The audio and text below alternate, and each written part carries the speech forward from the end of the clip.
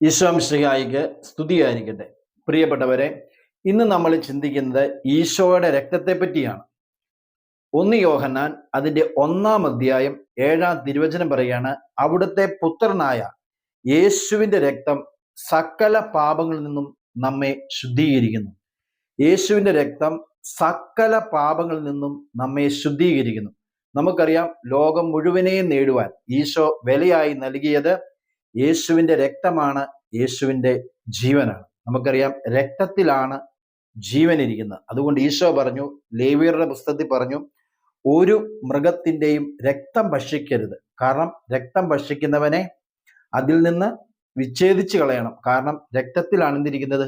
ജീവൻ ഇരിക്കുന്നത്.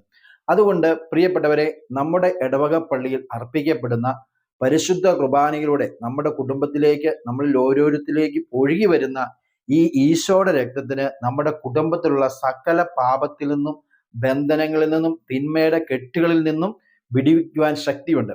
നമ്മുടെ കുടുംബത്തിലുള്ള ഏതെങ്കിലും വ്യക്തികൾ പാപത്തിന്റെ ബന്ധനത്തിന്റെ അടിമത്തത്തിലാണെങ്കിൽ നിങ്ങൾ ഏറ്റവും ചെയ്യേണ്ടത്, നിങ്ങൾ കുമ്പസാരിച്ചൊരുങ്ങി നിങ്ങളുടെ ഇടവകപ്പള്ളിയിൽ അർപ്പിക്കപ്പെടുന്ന പരിശുദ്ധ കുർബാനയിൽ നിരന്തരം പങ്കെടുക്കുക.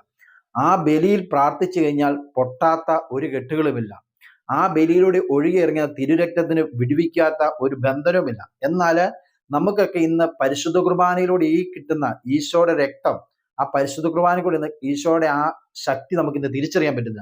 നമ്മൾ ഏതെങ്കിലും പ്രശ്നത്തിൽ അകപ്പെട്ട് കഴിയുമ്പോൾ, കുടുംബത്തിൽ ബന്ധനമുണ്ട്, തകർച്ചയുണ്ട്, നമ്മൾ എവിടെയെങ്കിലും ഏതെങ്കിലും ബ്രദർമാരെ കണ്ടു, അപ്പൊ അവര് പറഞ്ഞു, ഈ പരിശുദ്ധ കുർബാനയിലേക്ക്, കൂദാശകളിലേക്ക് ഒന്നും അടുപ്പിക്കാതെ അവര് പറയുകയാണ്, നിങ്ങൾ ഏതെങ്കിലും തീർത്ഥാടന കേന്ദ്രങ്ങളുണ്ട്, 7 പ്രാവശ്യം കയറിക്കോ, അല്ലെങ്കിൽ ഏതെങ്കിലും നോവേന ചെയ്തോ, ഇങ്ങനെയൊക്കെ ചെയ്ത് പെട്ടെന്ന് ആ വഴിയെ പൊക്കോ, പെട്ടെന്ന് നിങ്ങൾക്ക് അനുഗ്രഹം കിട്ടുമെന്ന് പറയുന്നത്. അപ്പോൾ ഒന്നും അറിയത്തില്ലാത്ത വിശ്വാസികൾ എന്നാ ചെയ്യുകയാണ്? അതായിരിക്കും ഇപ്പൊ ശരിയെന്ന് പറഞ്ഞാൽ അവർ അതിന്റെ പുറകെ പോവുകയാണ്. എന്നാൽ പ്രിയപ്പെട്ടവർ, നിങ്ങൾ തിരിച്ചറിയണം, നിങ്ങളുടെ കുടുംബത്തിൽ എന്തെങ്കിലും ബന്ധനങ്ങള്, ശാപങ്ങള്, രോഗങ്ങള്, ഏതെങ്കിലും വ്യക്തികൾക്ക് തിന്മയുടെ ബന്ധനത്തിൽ രക്ഷപ്പെടാൻ പറ്റാത്ത രീതിയിൽ അവസ്ഥയാകുമ്പോൾ, ആ കുടുംബത്തിൽ ഒരു വ്യക്തി കുമ്പസാരിച്ചൊരുങ്ങി മറ്റുള്ളവർക്ക് വേണ്ടി പ്രാർത്ഥിക്കാൻ ഒരു വ്യക്തി ഉണ്ടെങ്കിൽ വേറെ എങ്ങും പോകണ്ട, നിങ്ങളുടെ ഇടവപ്പള്ളിയിലെ പരിശുദ്ധ കുർബാനയിൽ നിരന്തരം നിങ്ങൾ പങ്കെടുക്കുക. ആ കെട്ട് പൊട്ടും. നിങ്ങൾ കുറെ നാളത്തേക്ക് പരിശുദ്ധ കുർബാനയിൽ സമർപ്പിച്ച് പ്രാർത്ഥിച്ച് ഏത് വിഷയത്തിനും അവിടെ ഉത്തരം കിട്ടുന്നത് കാണാൻ പറ്റും. നിരന്തരം പ്രാർത്ഥിക്കണം.